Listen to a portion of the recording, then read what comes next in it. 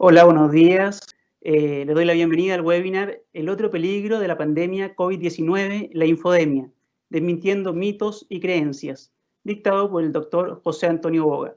Esta conferencia es parte del ciclo de desafíos globales de la pandemia y cómo enfrentarlos, y desarrolla algunas de las temáticas del magíster en neurociencia, dictado en la Universidad Autónoma de Chile gracias al convenio internacional con la Universidad de Oviedo, España.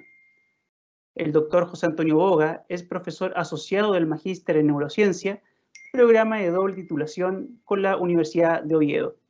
Es doctor en Biología e investigador adscrito al Servicio de Microbiología del Hospital Universitario Central de Asturias.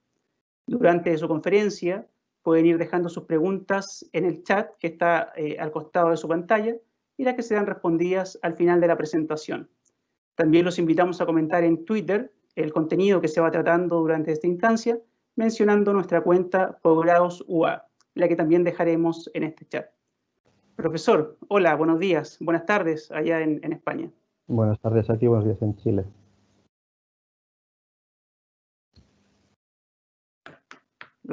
Cuando usted esté listo, lo escuchamos. Vale, perfecto, muchas gracias. Bueno, como digo, en primer lugar agradecer al Máster de Neurociencias y a la Autónoma de Chile el poder participar en este ciclo de conferencias sobre el que probablemente es uno de los mayores eventos históricos que ha sucedido en lo que va de siglo y probablemente en las últimas décadas, ¿no? Es un evento histórico que ha causado problemas sanitarios y económicos y que, por lo tanto, ha necesitado o requiere que los medios de comunicación tradicionales, televisiones, radios, periódicos, pues se dediquen muchos minutos a hablar sobre este tema, pero también los otros medios no convencionales, ¿no? Las redes sociales, por ejemplo, también han participado en ello. Todo este exceso de información ha hecho que la COVID-19, que es la enfermedad causada por este coronavirus tipo 2, sea en realidad fruto de dos epidemias, ¿no? Uno sería la pandemia viral que todos conocemos y que se ha extendido por todo el planeta. A día de hoy no hay ningún país del mundo que no tenga algún caso descrito, pero también es causa de una segunda epidemia que podríamos denominar infodemia. Esto es un exceso de información acerca de un tema determinado. Esto en sí no tiene por qué ser problemático, pero sí lo es cuando ese exceso de información lleva a la aparición de una abundancia de noticias no exactamente exactas, de rumores o incluso directamente de bulos, las famosas fake news. Y sobre todo también porque llega un momento en que tanta información hace que nos sea difícil encontrar qué fuentes y qué orientación pueden ser fiables. A modo de ejemplo, pues si uno pone la palabra COVID-19 en el buscador Google, le aparecen más de 5.000 millones de referencias, lo cual es algo inabordable. De hecho, también si buscan en un buscador más local, una base de datos de literatura científica, pues aparecen, a pesar de que esta enfermedad ha sido descrita hace solamente 6 meses, pues más de 16.000 artículos científicos, con lo cual también implica la dificultad, ¿no?, a la hora de estar al día en esta enfermedad. Bueno, empezando por el principio, diríamos que el causante de esta enfermedad es un miembro de una familia que podríamos denominar perversa, como veremos un poquito más adelante, ¿no? Aquí vemos una fotografía de este causante. Es un virus de tamaño medio, sin envuelta, y que se caracteriza porque alrededor de esa envuelta aparecen unas espículas, unas partículas formadas por una proteína viral, la proteína S, que se asemejan a una corona, ¿no? De ahí el nombre de coronaviridae. En su interior alberga un ARN, su material genético es un ARN monocatenario de polaridad positiva y de unos 30.000 bases, que es probablemente uno de los genomas virales más grandes que existen en el planeta, ¿no?, de los coronaviridae. Su origen ya lleva un montón de noticias extrañas, ¿no? De hecho, aquí recojo algunas a lo largo de la charla, precisamente iré recogiendo algunas noticias, algunas reales, otras bulos, otras fake news, en donde podemos ir explicando un poquito, ¿no?, todas las características del virus y cómo estos medios de comunicación se enfrentan a ella, a veces de forma inexacta. En este caso podemos ver una titular de una noticia muy curiosa. Un alto cargo de Trump, el presidente americano, el propio presidente estadounidense también lo afirma, que hay pruebas suficientes, nunca las aportó, de que un laboratorio chino creó el coronavirus. Algunos titulares un poquito más ligeros hablan de que se escapó de un laboratorio por error humano, también evidentemente evidenciando que fue creado en el laboratorio. En España, no sé si en Chile también, hubo una cadena de WhatsApp que tuvo bastante repercusión, en la cual el doctor Honjo, Premio Nobel de Medicina del año 2008, esto es real, afirmaba que el coronavirus ha sido fabricado por el hombre. Esto ya no es real. Él mismo desmintió que le ha dicho semejante noticia. En Inglaterra se llegaron a quemar torres 5G aduciendo que el 5G, esta nueva tecnología de telefonía móvil, era la causante o el origen del coronavirus. Incluso alguna teoría disparatada como que llegó del espacio a bordo de un cometa, pues también algún astrofísico la propuso, ¿no? ¿Qué evidencias científicas hay sobre todo esto? Bueno, pues decir ya que para empezar, cuando hablamos del coronavirus ya empezamos mal, porque no hay un solo coronavirus, sino que hasta la aparición de este nuevo coronavirus hay otros 6 distintos. Aquí puedes ver una tabla en la que aparecen algunos de ellos y de hecho algunos ya se conocen incluso desde los años 60 del siglo pasado, es decir, hace más de 50 años. Podemos hacer 2 grandes grupos en estos coronavirus, los clásicos o de epidemiología leve y los epidémicos o de patología más grave, ¿no? En el caso de los clásicos, lo que tenemos son estos 4 representantes que tienen nombres curiosos, números y letras, y que circulan globalmente en la población humana, como digo, que se sepa desde los años 60. En esta gráfica podemos ver cómo en la línea representamos cómo la gripe ha ido a lo largo de 3 años, ¿no? Se ha ido desplegando. Podemos ver cómo en los meses de invierno aparecen picos y valles en los meses de verano, sería el típico ejemplo de un país del hemisferio norte, y las barras indican precisamente cómo esos coronavirus se han también aparecido al mismo tiempo que la gripe. Con lo cual los coronavirus son una familia que lleva ya tiempo entre nosotros y por lo tanto son conocidos y de hecho estos lo que provocan son patologías leves. Aproximadamente un tercio de las infecciones por resfriado común se calcula que son producidos por coronavirus. Es verdad que hay algunos casos severos, neumonías y bronquiolitis, pero suelen ser eventos, digamos, más raros, ¿no? Y a este pequeño grupo de coronavirus no epidémicos, pues han ido apareciendo cronológicamente una serie de coronavirus epidémicos, ¿no? Aquí podemos ver, por orden cronológico, como digo, los 3 que se han descrito hasta ahora. El primer SARS coronavirus, que es el causante del síndrome respiratorio agudo severo, que comenzó en China en el año 2002 y en el año 2004 la OMS dijo que no encontró más casos y por tanto dio por finalizada la epidemia y ha sido causante de unos 8.000 casos y unas 700 muertes, que evidentemente quedan un poco en pañales en comparación a lo que tenemos ahora, pero este fue el primer brote epidémico, ¿no? En el año 2012, en Arabia Saudita, también se observó un brote epidémico de otro coronavirus, en este caso se denominó el MERS coronavirus, que producía la enfermedad del síndrome respiratorio de Oriente Medio. Menos casos, 2.500, pero sí muchas más muertes, 950 muertes. Se le calcula una tasa de mortalidad de un 30%. Y el que nos ocupa ahora, que es el SARS coronavirus tipo 2, que aunque la enfermedad podría ser similar a un síndrome respiratorio agudo severo, como en el caso del primero, se le cambió su nombre para identificarlo de forma distinta, ¿no? Y se denominó la COVID-19, que es enfermedad por coronavirus, y el año en el que se describió por primera vez. Bueno, tradicionalmente, tanto el primer SARS como el MERS se ha asumido que son virus zoonóticos, estos que proceden de animales, y tradicionalmente se ha encontrado coronavirus que infectan a murciélagos, ¿no? El ancestro había que buscarlo en esos coronavirus que infectan a murciélagos y que se replican en estas comunidades de murciélagos. De forma accidental, algunos de estos coronavirus pueden producir un salto interespecie a una civeta, por ejemplo, o a un camello, la civeta en el caso del primer SARS, el camello en el caso del segundo, del MERS, y estos actuarían como reservorios y también de forma puntual, en algunos eventos, pueden llegar a hacer otro salto interespecie e infectar a un ser humano. Si el virus se replica en este ser humano y este ser humano es capaz de contagiar a otros, pues evidentemente tenemos montado el lío, es decir, aparecerían, digamos, brotes epidémicos. Este ciclo biológico típico de SARS y de MERS, es lo que la ciencia dice, nunca hubo ningún problema para decir que esto fuese así. En ningún momento se habló que el SARS o el MERS fuesen creados de forma artificial, ¿de acuerdo? Uno supone que con el SARS tipo 2 pasaría lo mismo. Pero hay más datos que lo apoyan, ¿no? Si uno mira el genoma viral, como digo, es una molécula de ARN monocatenaria de polaridad positiva y por lo tanto, al ser una molécula de ARN monocatenaria, es directamente traducida como por los ribosomas celulares una vez que el virus infecta la célula. Y en ese ribosoma podemos encontrar una serie de pautas abiertas de lectura que codifican una serie de proteínas, ¿no? Proteínas que el virus necesita.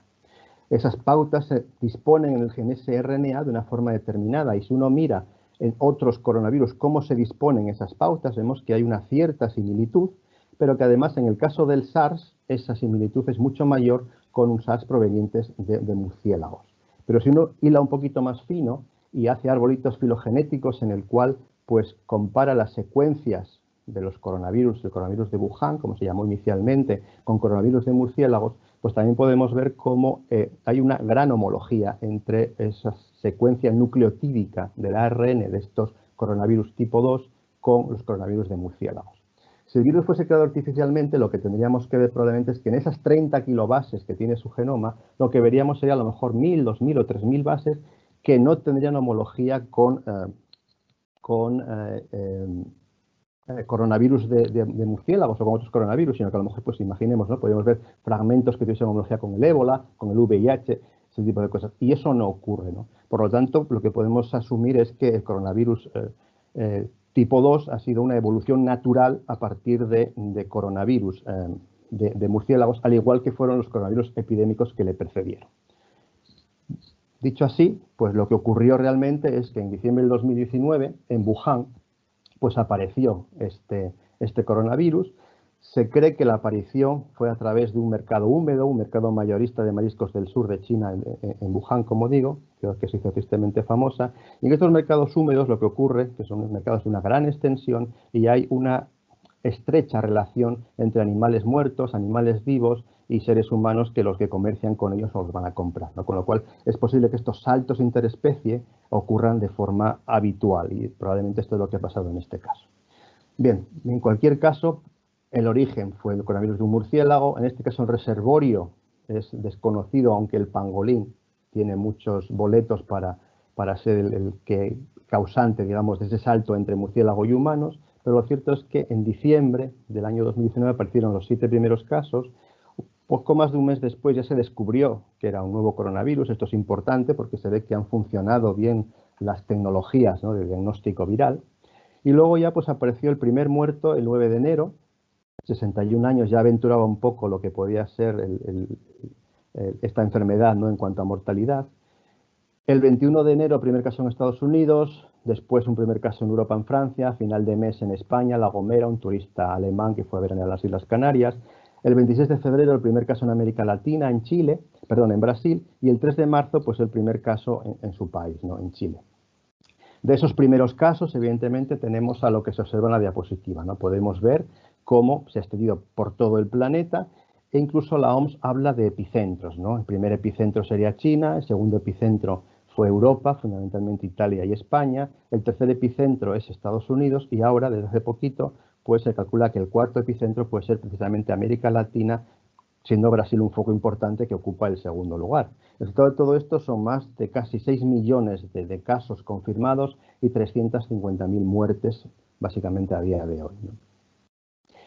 ¿Cómo llega la enfermedad a extenderse de esta manera? Es decir, ¿cómo se transmite entre personas? Bueno, pues sobre esto también los medios de comunicación pues han elaborado, han aparecido una serie de noticias que en algunos casos son sin evidencia científica y en otros directamente bulos, ¿no? La transmisión entre personas fundamentalmente es aérea, gotas respiratorias de mayores de 5 micrómetros que cuando un infectado tose, estornuda o habla puede expulsar y pueden alcanzar los 1 o 2 metros, de ahí la necesidad de las mascarillas y del distanciamiento social.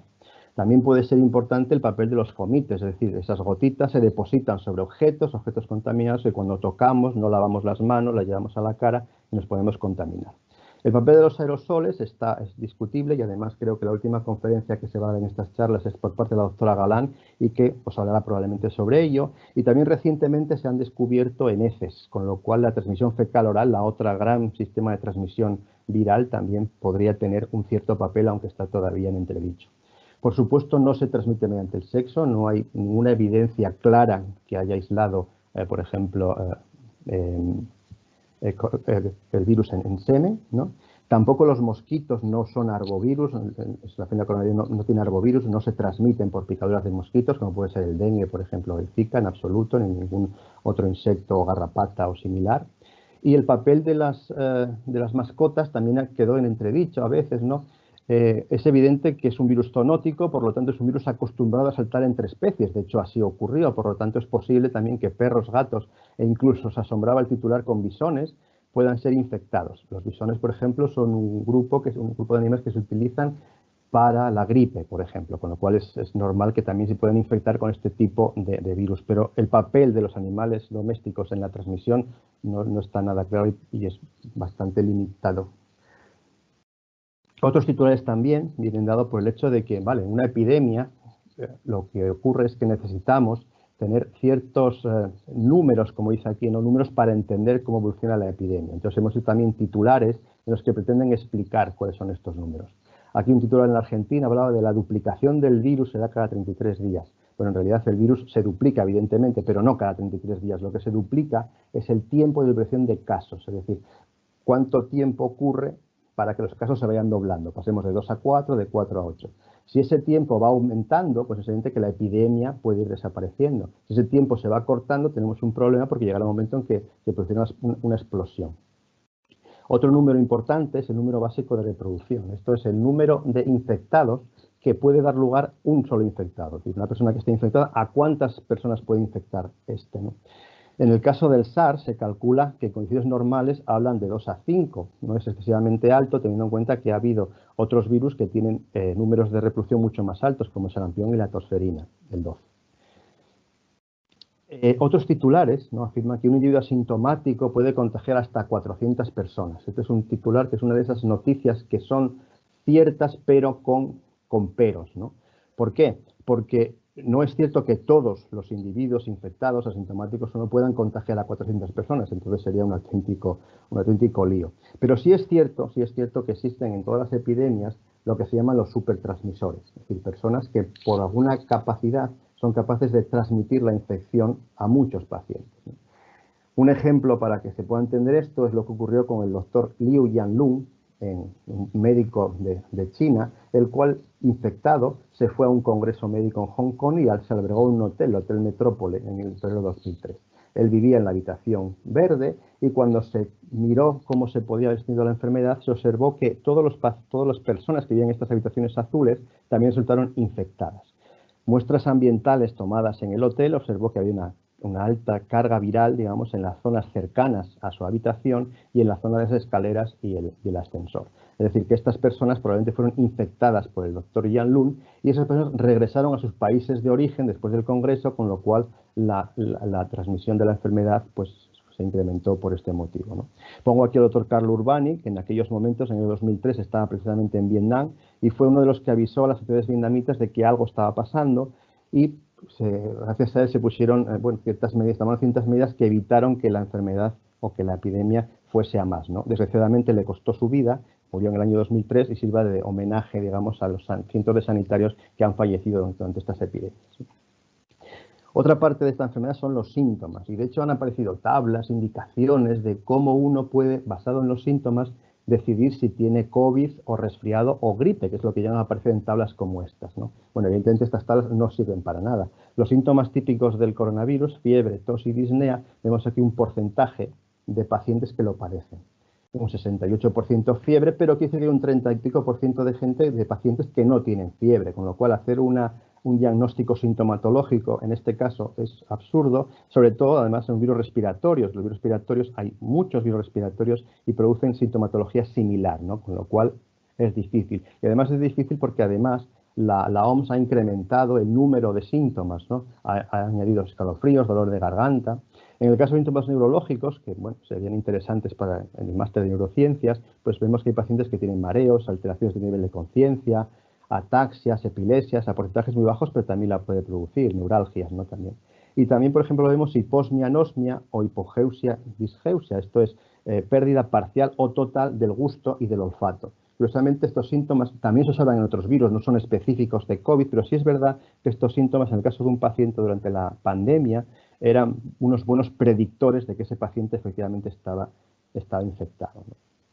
¿Qué tipos de pacientes son los que se infectan? Edad y género. Esto es interesante porque también ha habido algunos, sobre todo WhatsApp, ¿no?, que lo que pretendían simplemente era alarmar a la población, como que en el Hospital Infanta Sofía, un hospital español, hay en este momento 15 niños ingresados con coronavirus.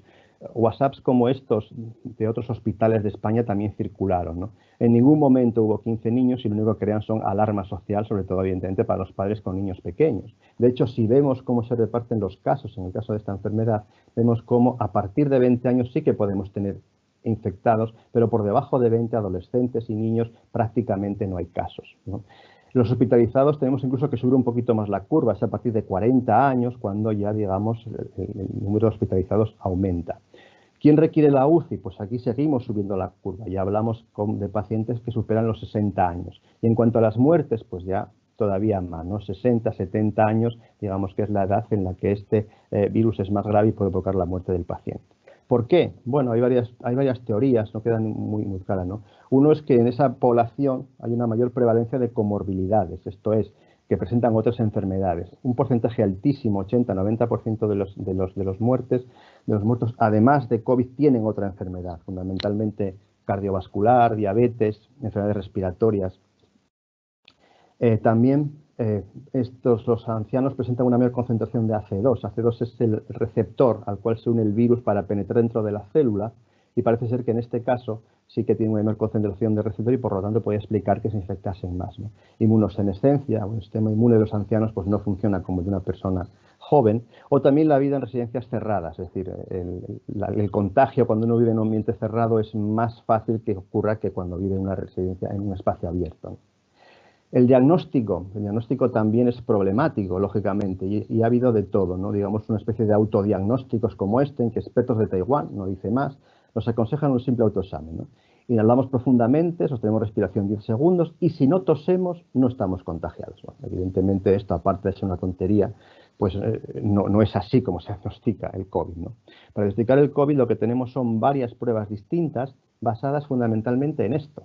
Esto es la curva COVID, son una serie de parámetros que van apareciendo a lo largo de la infección a lo largo de esta infección, ¿no? No es distinta a lo que puede ocurrir con otros virus, o sea que en realidad sería similar. Lo que ocurre es que una vez un paciente se infecta, el virus se replica activamente y lo que tenemos por tanto es un incremento del genoma viral, que le sigue poco después un incremento del antígeno, o sea, de las proteínas virales, lógicamente, porque las dos son necesarias para que el virus se replique, no se multiplique. Si la infección es controlada, vemos cómo llega un momento en el que cantidad de genoma y cantidad de antígeno pasa prácticamente a cero, y ahí es cuando el sistema inmune empieza a funcionar y se sintetizan primero unos anticuerpos IgM, que son transitorios, y poquito más tarde unos anticuerpos IgG, que son los que perduran mucho más tiempo, ¿no?, a lo largo de la historia, y que son los que, digamos, actúan como memoria para que en caso de futuras infecciones el cuerpo esté preparado y responda mejor, ¿no? Entonces, en función de lo que queremos medir, pues existen diferentes técnicas. Una de ellas es la técnica de la PCR, que consiste en que a partir de una muestra respiratoria, en la nasofaringea, por ejemplo, se extrae, ¿no?, en un medio en el que se añade detergentes, agentes caotrópicos, lo que se extrae es el genoma, y este genoma se somete a ciclos de amplificación, ¿no?, con una enzima que lo que hace es copias de un fragmento de ese genoma, ¿de acuerdo? De forma que al mismo tiempo que estamos detectando, estamos amplificando lo que queremos detectar. Una variante de esta técnica añade unas moléculas, unos fluoróforos se denominan, que emiten un tipo de luz cuanto más genoma haya en la muestra. Por lo tanto, con estas técnicas nosotros lo que podemos saber es qué cantidad de genoma había al principio en la muestra original y podemos entonces calcular lo que se llama carga viral, que no es más que el número de copias de genoma que tenía el paciente originalmente. Esta técnica además nos permite conocer cuánto de transmisor es un paciente. Que si estamos en cargas virales altas, pues evidentemente ese paciente es muy transmisor, pero si va, digamos, venciendo a la infección, lo que tenemos es que la carga viral baja, la cantidad de virus que tiene el paciente baja y por lo tanto ese paciente deja de ser transmisor, su capacidad de transmisión es mucho más baja. Evidentemente habrá pacientes, sobre todo los graves, que, digamos, esta capacidad de transmisión continúa en el tiempo porque no son capaces de vencer a la infección y por lo tanto tienen el virus replicando. Como dije antes, son técnicas de alta sensibilidad porque lo que estamos haciendo es, lo que queremos detectar lo estamos amplificando cada vez más, por lo tanto tenemos una sensibilidad muy alta y eso es muy importante, como veremos ahora. El siguiente parámetro que surge son las proteínas virales. Existen kits como este que se ve aquí, en el que a partir de las mismas muestras nasales, por ejemplo, se detecta una proteína viral por su interacción con unos anticuerpos monoclonales creados para tal efecto, ¿no?, por ejemplo, contra la proteína S, y se utilizan estos chips que vemos aquí. Estos tipos de test de antígeno son los que se conocen como test rápido, porque se puede obtener una muestra en apenas 10 o 15 minutos frente a las 3 o 4 horas de una PCR, que me parece rápida, pero bueno, quizás evidentemente esto gana. El problema es que han surgido pues titulares como estos, ¿no? Un nuevo error del gobierno, es el caso de España, 8.000 test rápidos defectuosos, por ejemplo, ¿no? Un poquito más adelante en el tiempo ya empezaron a aparecer titulares como estos. Había adquirido unos test no pensados para el diagnóstico, solo aciertan un 50%. Bueno, si uno analiza estos test, estos no son exactamente para el COVID, pero pueden ser parecidos, es para otra enfermedad, lo que vemos es que cada uno de estos puntitos es una PCR, que es una muestra que ha sido positiva para PCR, y aquí representamos su carga viral. Vemos que cuando la carga viral es alta, estas muestras también pueden ser detectadas por el test de antígeno, pero cuando las cargas virales son más bajas, estas muestras, el test de antígeno es negativo. Es decir, probablemente no estamos ante test defectuosos como la prensa enseguida, ¿no? Sobre todo la prensa contraria al gobierno, lanzó, sino que lo que ocurre es que forma parte de la sensibilidad del test, que es muchísimo menos sensible, evidentemente, que la PCR, puesto que aquí no hay amplificación de lo que se quiere detectar, ¿no?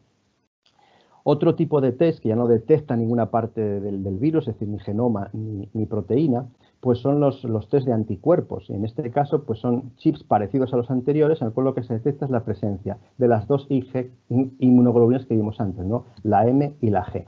La M indicaría una infección activa, porque como veis se produce al principio de la infección, mientras que la G ya es una infección pasada, es decir, se empieza a aparecer cuando ya, digamos, el sistema inmune domina la infección y el virus desaparece.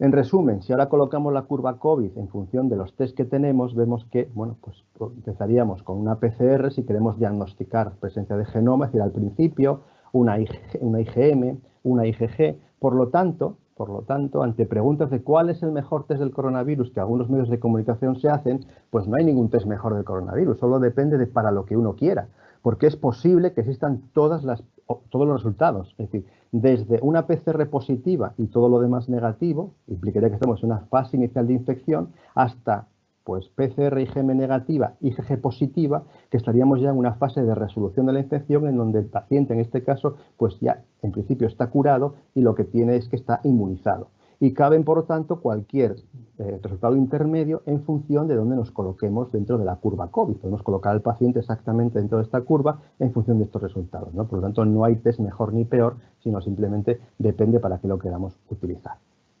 ¿Vale? Estos test de la que detectan IgGs, por ejemplo, también han servido pues, para que apareciesen titulares de este estilo. Es decir, al principio de la enfermedad, de la pandemia en España, hubo un estudio europeo que afirmó que en España había 7 millones de infectados por coronavirus. Lo curioso es que meses después pues, aparecieron otros titulares en los que decía solo 2,3 millones de españoles se han infectado del coronavirus. Es decir, que de repente, en apenas mes y medio, han desaparecido 5 millones de infectados. Claro, cuando uno lee estos titulares, pues se asombra, ¿no? ¿Qué pudo haber pasado? Bueno, pues lo que pasó fue que estos 7 millones se hizo al principio de la pandemia y es un modelo matemático basado precisamente en aquel número básico de reproducción que explicamos al principio, que el R0. Se asumía que España, en ese caso, era uno de los países con mayor número de infectados y calculaban unos 7 millones. Por el contrario, se hizo mediante un test de seroprevalencia a nivel nacional que se hizo en España con 40.000 personas, con lo cual este sería más fiable, porque aquí lo que se detectó fue si estas personas tenían IgG, es decir, inmunoglobulinas G, que son fruto de que esas personas han pasado la infección, se han curado y están inmunizados frente a ello. Con lo cual, como vemos, son titulares contradictorios, pero que tienen su explicación, ¿no? El tratamiento. Bueno, el tratamiento, aquí sí que se han vertido minutos de televisión, radio, ríos de tinta, y yo creo que muchos dedos han quedado magullados mandando WhatsApps, ¿no? Porque ha habido de todo, Algunos que yo considero que son un poco tontos, ¿no? Tomar el sol por encima de 25 grados, baños calientes, beber agua caliente, secadores de mano. Es decir, parece ser que el calor, según estos WhatsApps, parece ser que protegerían frente o curarían, digamos, el virus, ¿no? Curiosamente, otros como el frío y la nieve también pueden matar al coronavirus, con lo cual no nos queda muy claro si lo bueno es el calor o el frío, ¿no? Algunos otros tratamientos, ¿no? Como consumir alcohol o pimienta y ajo que previenen y curan la COVID, en fin, este tipo de cosas. Pero lo más preocupante es que también ha habido algunos otros tratamientos en los que, bueno, pues sugerían inyectar desinfectantes a los enfermos o dióxido de cloro, ¿no? Que también es una variante de la lejía, también para curar el COVID. Evidentemente esto ya deja de ser broma en comparación con esto, porque evidentemente aquí ya corre peligro la salud, lógicamente, ¿no? Y además algunos de estos vendedores de estos tratamientos pues lo que procuraban era obtener negocio de ellos, ¿no? ¿Qué es lo que se sabe del tratamiento? Bueno, el tratamiento ahora mismo lo que sabemos es que es un tratamiento sintomático, es decir, no hay a día de hoy un tratamiento eficaz contra el COVID-19, por lo tanto se tratan los síntomas según van ocurriendo, ¿no?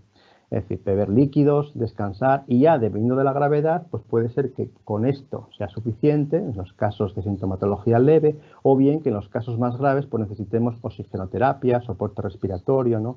Ingreso en la UCI, porque precisamente la evolución clínica de la enfermedad prevé ese tipo de cosas. Es decir, afortunadamente, un 80% de los casos de coronavirus son leves a moderados, incluye a veces casos de neumonía leve, pero que en algunos casos simplemente se le aconsejaba al paciente estar en casa aislado, no ir más allá, y que rara vez necesitaban, digamos, asistencia hospitalaria. Un 15% de ellos, más o menos, sí que puede dar resultado grave, y entonces hablamos de disneas, es decir, dificultades respiratorias, una saturación de oxígeno baja, es decir, que en este caso sí que se necesita un aporte que tiene que ser hecho en un hospital, ¿de acuerdo? Y, sin embargo, en un porcentaje relativamente pequeño, un 5%, sí que puede evolucionar a algo más crítico, ¿no?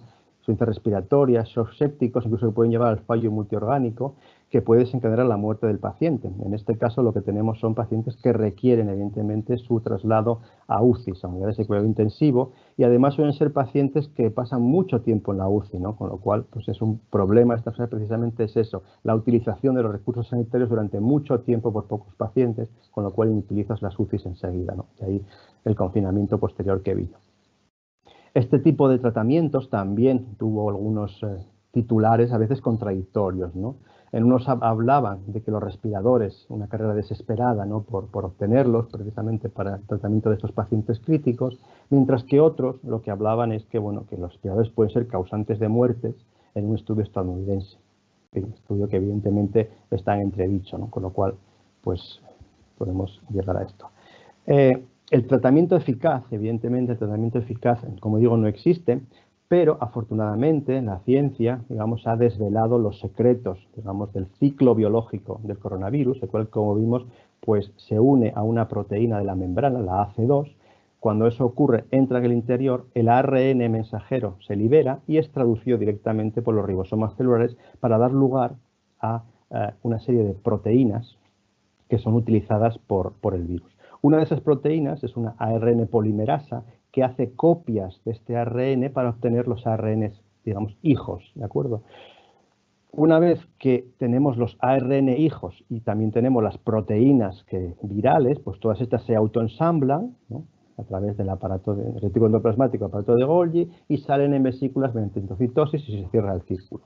Conocido el sistema el ciclo biológico de este virus, podemos, digamos, diseñar o considerar tratamientos basados en bloquear algunos de estos pasos, ¿no? Así, por ejemplo, se están probando en ensayos clínicos pues, inhibidores del receptor, ¿no? Por ejemplo, el Camostat inhibe la unión al receptor AC2. El Remdesivir, que está teniendo resultados, parece ser que bastante positivos, es un producto que interrumpe la síntesis del genoma. El Favipiravir, que es el original del Acivavir, que los rusos acaban de considerar como el primer antiviral efectivo, ¿no? Pues inhibe precisamente esa enzima, la ARN polimerasa, la que hace copias del material genético. También el papel de la hidroxicloroquina, ahora mismo está en entredicho por sus efectos secundarios, pero en algunos momentos también se está utilizando y se está probando en ensayos clínicos. Una curiosidad de esta enfermedad, bueno, una curiosidad no, un efecto de esta enfermedad que no es exclusiva de COVID, también se produce en otras enfermedades, es lo que se llama tormenta de citoquinas. Cuando el virus infecta al paciente, lo que ocurre es que hay una respuesta inmunitaria. Esa respuesta inmunitaria consiste en una serie de células del sistema inmune se localizan en la zona de la infección y se produce lo que es una inflamación, es decir, una llegada masiva de este tipo de células inmunitarias, y esas células inmunitarias liberan una serie de marcadores químicos, una serie de proteínas que se llaman citoquinas, que son las que informan a otras células inmunitarias de lo que tienen que hacer.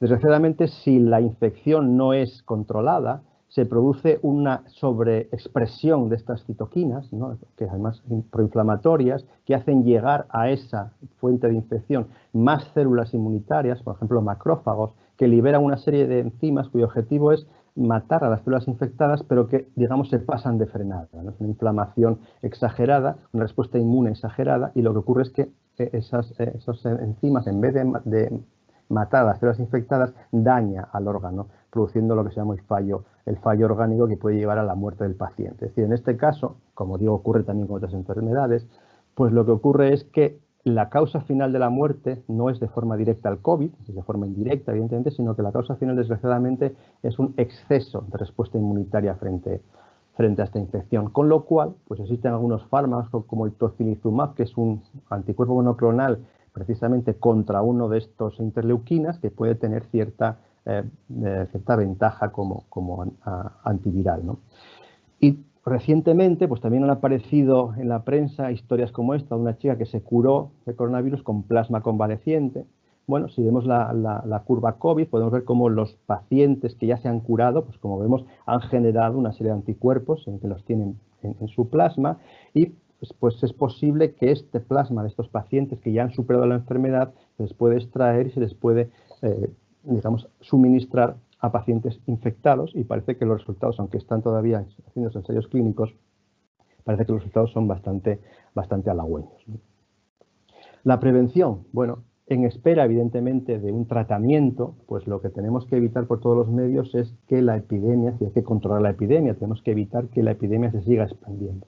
Entonces digamos, dentro de la prevención, pues hay unos métodos personales, ¿no? Que es lo que supongo todos los medios de comunicación, en España es así, supongo que en Chile también, pues están bombardeando continuamente con, por favor, lavado de manos, uso de mascarillas, evitar contactos, es decir, esa distancia social de unos 2 o 2 metros que tenemos que mantener, ¿de acuerdo?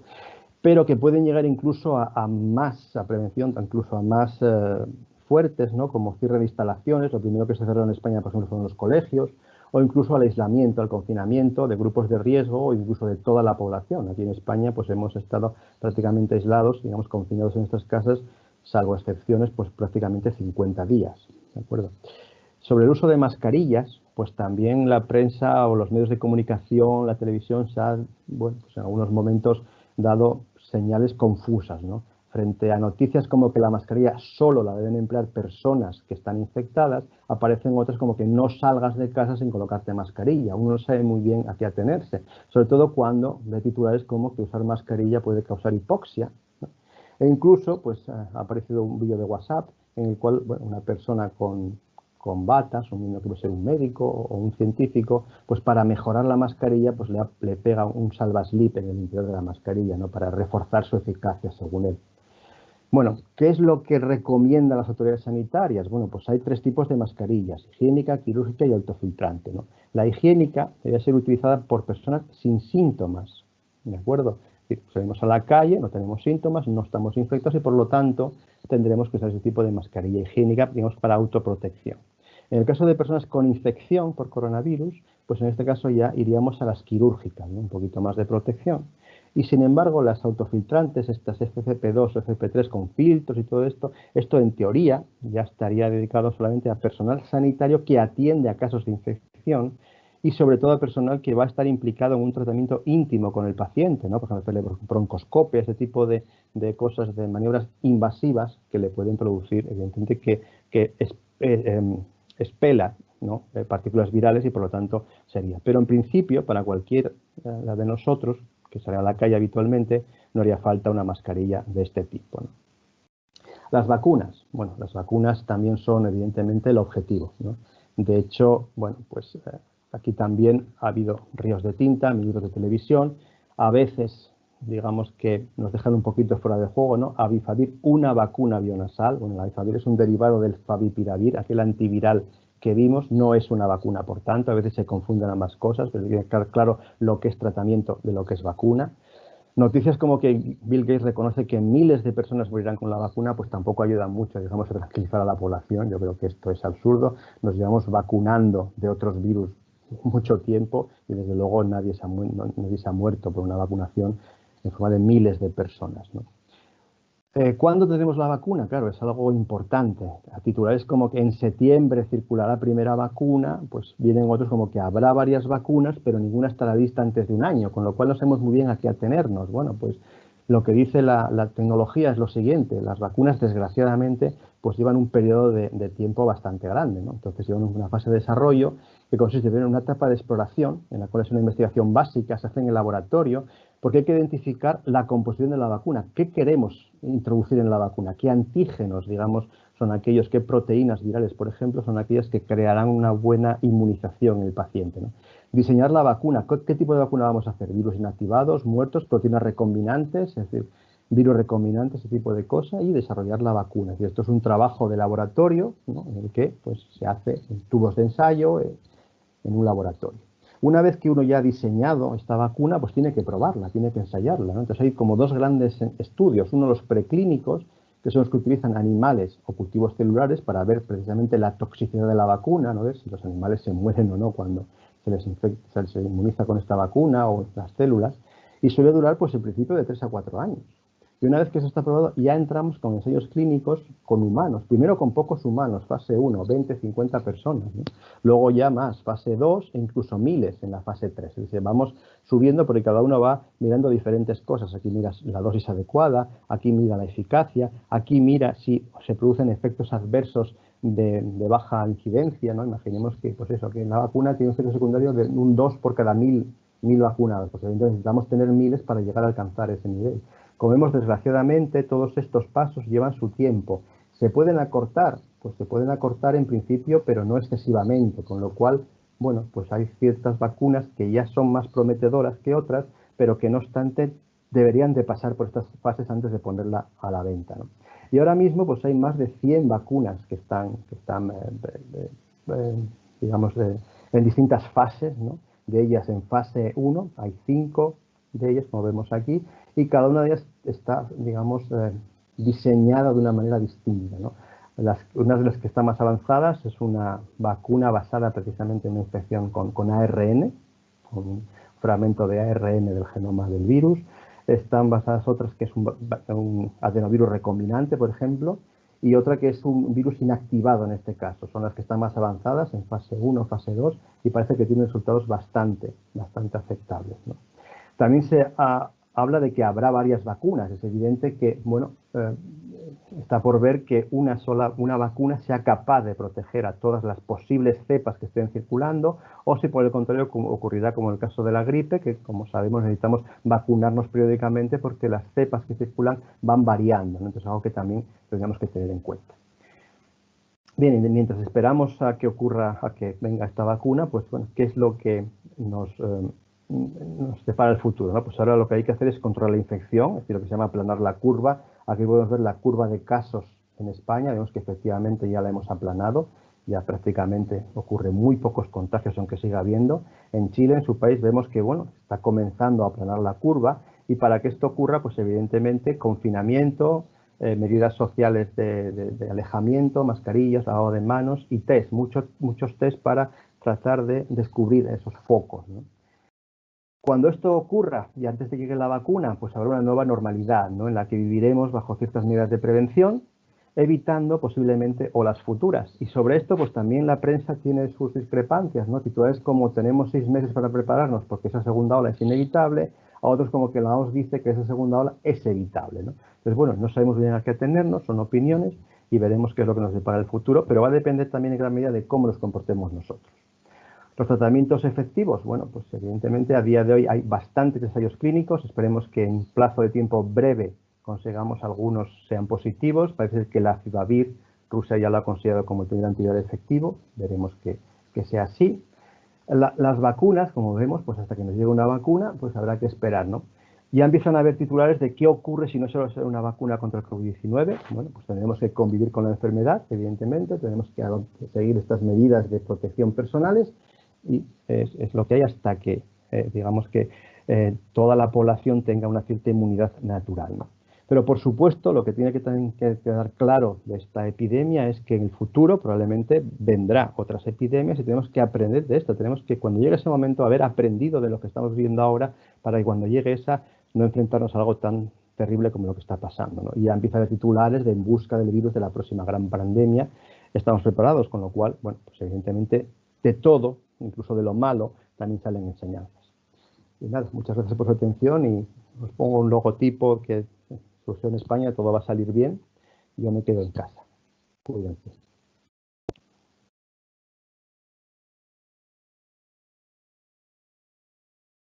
Muchas gracias, profesor, por su presentación. Uh-huh. Tenemos algunas preguntas ya. Bueno, junto con las preguntas, muchas felicitaciones que nos envían de distintos lugares. La primera pregunta es de Alejandra Moya. Dice, buenos días, consulta. Ante tanta información que nos llega día a día, ¿qué página recomienda seguir para ir a una fuente confiable?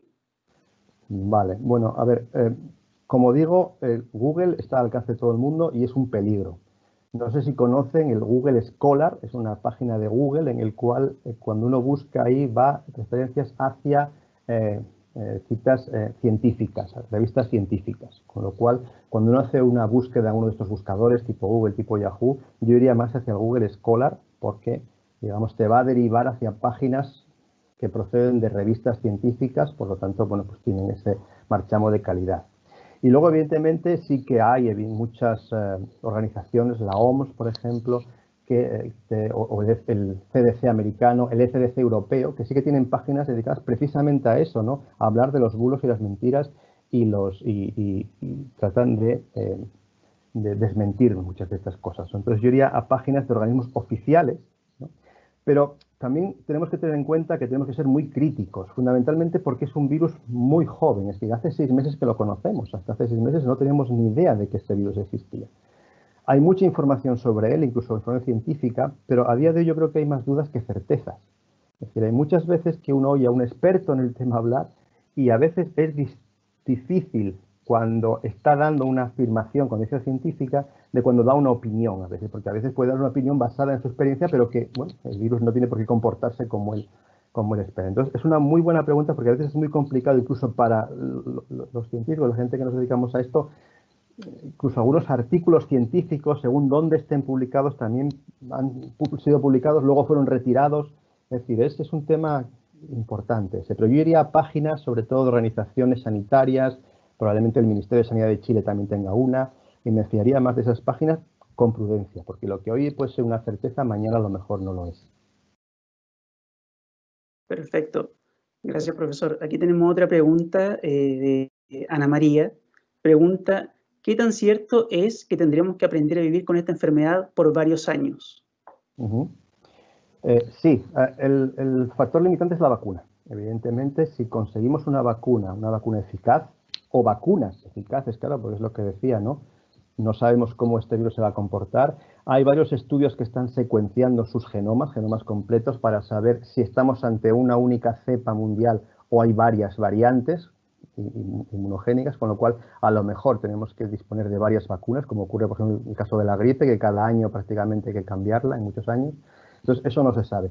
Si conseguimos una vacuna, que va a costar conseguirla, porque además no solo es diseñarla y que funcione, sino que además hay que repartirla a nivel mundial, con la cantidad de millones de dosis que se necesitaría y el esfuerzo en el traslado y todo esto, que sería un esfuerzo titánico probablemente, pero habría que hacer. Entonces, si conseguimos eso, vale. Si no se consigue una vacuna, que como vemos algunos medios de comunicación ya están preguntando, pues sí, tenemos que convivir con ella. Entonces, ¿qué ocurre? Pues obviamente pasará como con otras pandemias, nos iremos infectando, no quedará otra. Y por lo tanto lo que conseguiremos será gradualmente una inmunización, en este caso natural, porque nos infectaremos, hasta alcanzar esa famosa inmunidad de rebaño, en la cual un porcentaje elevado de población ha pasado la enfermedad, teóricamente está inmunizado, y por lo tanto, digamos, pues se comportaría como cualquier otro virus respiratorio, como el virus de la gripe. Todos los años viene la gripe, nos infecta, en muchos casos graves, desgraciadamente la gente se sigue muriendo por la gripe, probablemente en unos años nos tenemos que enfrentar a algo así. Es decir, el coronavirus en concreto no es como el primero que se fue, probablemente sea para quedarse y por lo tanto tenemos que acostumbrarnos a vivir con él. Y lo que puede ocurrir es que en 2 o 3 años se comporte como si fuese un virus de la gripe en su comportamiento. No me refiero a su sintomatología y eso, sino su comportamiento, que venga periódicamente y por lo tanto nos infectará. Habrá olas epidémicas provocadas por este coronavirus y tenemos que acostumbrarnos a él. Perfecto.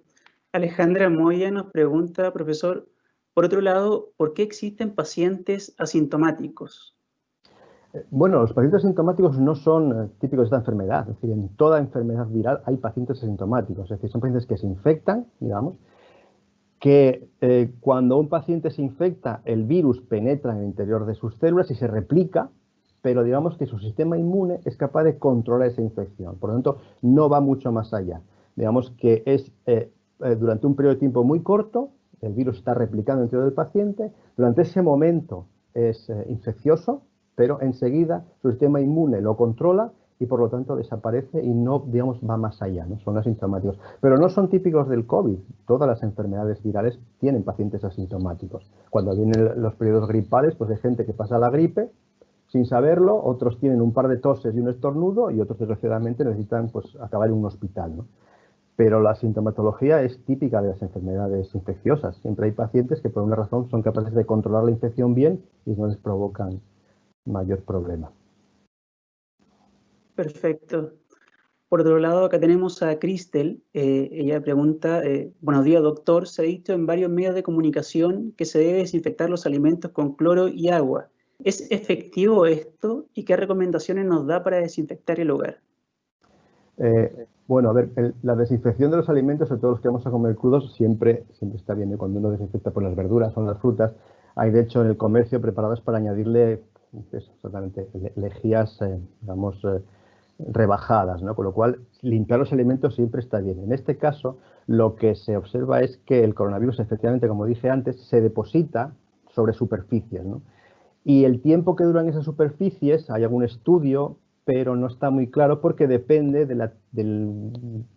digamos, del método que se utilizó para analizar. Es decir, depende de la temperatura que se han mantenido esas superficies, la humedad que haya, con lo cual, bueno, pero puede permanecer ahí. Con lo cual, hombre, limpiar siempre los alimentos que se van a tomar crudos, por supuesto.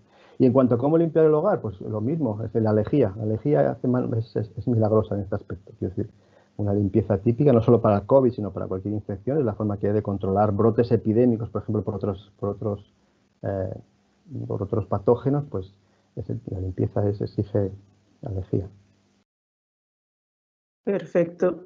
Acá José nos hace una pregunta muy relacionada. De todas formas, se la voy a leer por si hay algo más que añadir. Dice, ¿puede contraer el coronavirus una persona a partir de un paquete o de cartas que se envían por correo? No, no. Es una pregunta que se ha surgido. La OMS afirma que no se puede. A ver, el hecho de que, primero, como digo, el virus sobrevive en superficies por un determinado periodo de tiempo, ¿de acuerdo? Y además, para que una persona se infecte, existe lo que se llama una dosis infectante mínima. Es decir, que necesita que su cuerpo, digamos, entre un número mínimo de partículas virales para que esto ocurra. Entonces, claro, por manipular una carta, no me imagino que llegue a esa dosis infectante mínima, con lo cual no hay ningún problema en paquetes que vengan, sobre todo comercio de China y esto, pues no hay mayor problema. Perfecto. Por aquí Raúl Márquez también pregunta, ¿de qué manera se puede controlar el que la información sea más precisa? También relacionada a una pregunta que habían hecho anteriormente. Sí, es eso, básicamente consultando páginas web de asociaciones o de organizaciones, ¿no?, que tengan ese marchamo de calidad. La OMS, la CDC americana, por ejemplo, el CDC europeo, de estos organismos de control de enfermedades. Y luego, como digo, pues yendo a revistas científicas, ¿no? Hay revistas que tienen, no sé, el Lancet, el New England, este tipo de cosas que son ya más científicas, más específicas, pero para consejos básicos y tal, yo consultaría estas páginas de la OMS, que además tienen apartados específicos para desmentir, este tipo de informaciones que a veces son, simplemente lo dicen, ¿no? El coronavirus no se trata con calor y te dan una pequeña explicación de por qué. O sea que, pero yo diría ahí, más que, por supuesto, a hacer una búsqueda en Google directa, que eso no se puede encontrar con cualquier cosa. Perfecto. Por acá también lo escriben de forma anónima, pero llegan las felicitaciones, se agradece la información, quedó bastante claro. Muchas gracias por estas instancias de aprendizaje. Y por acá tenemos otra pregunta. ¿Cómo prever la propagación si en un barrio hay gente que ya tiene COVID-19? ¿Cómo prevenir? Me imagino que puede que vaya por ahí la... Sí, vale, sí, sí. O sea, bueno, lo que hay que hacer, evidentemente, que eso nos enseñan los coreanos. Los coreanos, digamos, que juegan un poquito con trampa porque tuvieron una epidemia del primer SARS, tuvieron un brote epidémico del MERS que llegó a Corea, por lo tanto es la tercer brote que sufren de coronavirus y, bueno, pues obviamente no les coge de nuevas como quizás a todos los demás, ¿no? Ellos lo que han basado fundamentalmente la prevención es en el diagnóstico. Es decir, ellos lo que tienen que hacer, y de hecho se está aplicando ahora mismo también en España, como vemos aquí ya los contagios son muy, muy pocos y lo que sí tenemos son focos de infección. Hay que controlar esos focos de infección, hay que rápidamente identificar a la persona que está infectada y eso se consigue con test, muchos test, y a esa persona aislarla durante una cuarentena, seguirla evidentemente, ya sea en casa si tiene sintomatología leve o llevarla a un hospital si tiene sintomatología más grave, y por supuesto sus contactos. Hay que vigilar sus contactos y por supuesto también controlarlos, también aislarlos llegado el caso. Y para eso, por ejemplo, se están desarrollando, aquí en España empiezan a aparecer apps que te indican en tu móvil cuando has estado en contacto con una persona que ha dado positivo. Es decir, la forma de prevenir es aislar los pacientes que sabemos que son positivos y controlar a sus contactos. Y rápidamente hacerles test para saber si están infectados también ellos o no, porque a su vez también tendrán sus contactos. Es complicado, pero es la única forma que tenemos. Perfecto, muchas gracias, profesor. Siguen llegando preguntas. Estoy tratando de ir a la que se hizo primero para no dejar a nadie fuera. Siguen llegando las felicitaciones también. Aquí hay una, dice, ¿a qué cambios deberemos adaptarnos cuando entremos a la nueva normalidad? Que es un concepto que se ha usado bastante acá en Chile. Sí, la nueva normalidad, ya se ha dicho, nosotros en España estamos a punto de entrar en ella, es decir, cuando ya se asume que los casos, digamos, de contagio están controlados. Porque el mayor problema de todo esto es que los contagios se produzcan en gran cantidad y en un corto periodo de tiempo. Porque eso lo que provoca, lo que provocó, de hecho, y en ciudades como Madrid o Barcelona lo sufrieron especialmente, es el colapso del sistema sanitario. Eso no podemos llegar a eso, no podemos llegar a tener que decidir entre dos pacientes a cuál se le pone un respirador y a cuál no, porque no hay. Entonces, una vez, digamos, que hemos controlado los focos y por lo tanto los contagios siguen existiendo, pero a un nivel muy bajo y fáciles de controlar mediante la elección de test, el aislamiento de esos casos, pues efectivamente habrá que llegar a esa nueva normalidad. Y lo que tenemos que hacer pues, es seguir manteniendo hasta que aparezca esa vacuna, tenemos que mantener las medidas sociales de prevención, es decir, mascarillas, lavado de manos, por supuesto, distanciamiento social, evitar contactos innecesarios, es decir, bueno, pues a lo mejor no podemos reunirnos todos en un partido de fútbol, miles de personas, ¿no? Pues porque evidentemente si ocurre un caso puede hacerse exponencial. Con lo cual tenemos que cambiar un poco nuestras costumbres, nuestra forma de vida en ese sentido, ¿no? Dirigido fundamentalmente a minimizar el número de contagios. Si una persona contagia a dos y estas dos personas a otras dos, es decir, a cuatro, al final de la cadena tendremos miles de contagiados, pero si en un momento determinado al principio uno de esos contagios no se hubiese producido, pues todos los siguientes no se habrían hecho. Con lo cual, cuando evitamos los contagios, sobre todo al principio, pues evitamos estas grandes cadenas. Entonces, lo que tenemos que hacer es evitar, por todas las maneras, contagiarnos, porque no sabemos si con quien estamos delante está contagiado o no, porque hay asintomáticos que pueden infectar, con lo cual, cuidado. Entonces, uso de mascarillas, un buen uso de mascarillas, claro, es complicado a veces usar las mascarillas. Lavado de manos, por supuesto, este tipo de cosas tendremos que incorporarlos a nuestra rutina diaria, que además, independientemente de pandemia o no, pues el lavado de manos siempre nos va a venir bien. Es decir, es una de esas medidas que siempre dicen para evitar infecciones. En el hospital hay un papel que dice 3 medidas para evitar infecciones. Primero, lavar manos. Segundo, lavar manos. Tercero, lavar manos. Con lo cual, bueno, pues a lo mejor de esto aprenderemos un poco a enfrentarnos a las enfermedades infecciosas, ¿no? Que a veces tenemos la impresión de que, bueno, es infecciosas, hay tratamientos, hay vacunas, son un poco, pero vemos que a veces nos sorprenden, ¿no?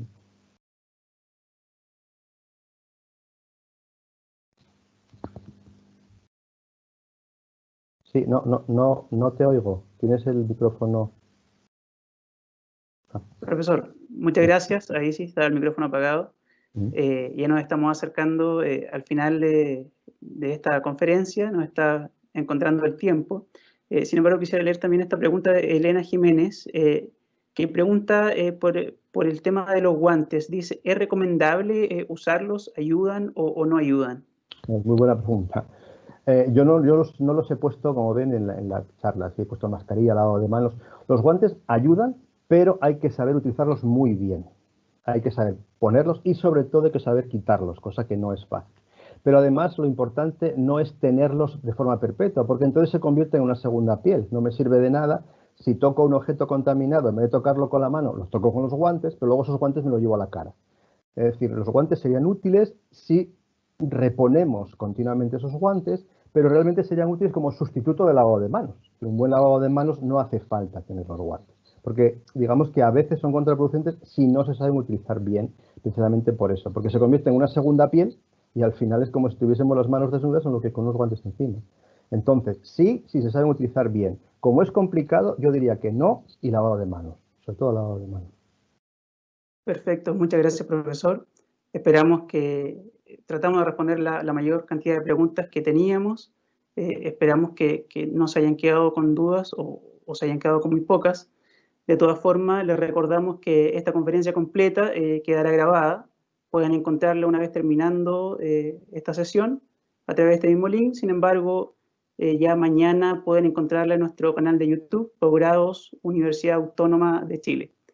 Les recordamos también que tenemos nuestro Twitter donde pueden ir comentando y pueden ir encontrando información sobre los distintos programas que tiene nuestra casa de estudios. Profesor, quiero darle la palabra también para despedirse y evaluar esta conferencia y las preguntas también. Bueno, nada, ha sido un placer. Repito el agradecimiento a la Universidad de Chile por esta oportunidad. He pasado un rato muy agradable. Las preguntas han estado muy de acorde con lo que esperaba. Es decir, veo que evidentemente hay todavía muchas dudas sobre la enfermedad. Bueno, remito a consultar esas páginas, ¿no?, en las que se puede obtener información más fiable. Y lo único, bueno, dar apoyo. Sé que en estos momentos Chile está probablemente como estaba España hace un mes.